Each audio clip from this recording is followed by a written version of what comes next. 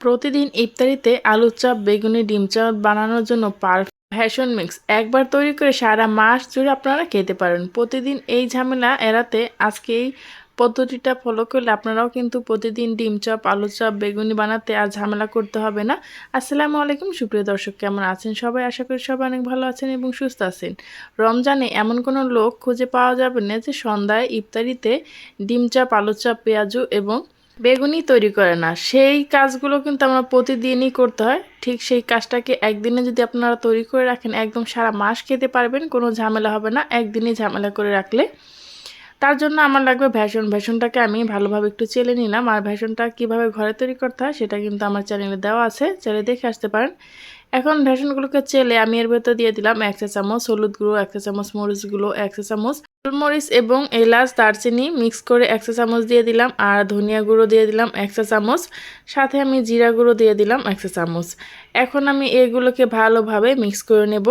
আর এই গোলাটা কিন্তু আমাদের প্রতিদিনই করতে হয়। আর যেহেতু এখানে সবগুলো শুকনো উপকরণ, আপনারা যদি এভাবে একবার তৈরি করে রেখে দেন আপনাদের পরিমাণ মতো, তাহলে কিন্তু আপনাদের যখন খুশি যেরকম প্রয়োজন হয় ঠিক সেরকমই কিন্তু আপনারা কাপ মেপে নিয়ে নিতে পারেন। প্রতিদিন আর এগুলো মিক্স করার কিন্তু ঝামেলা হবে না।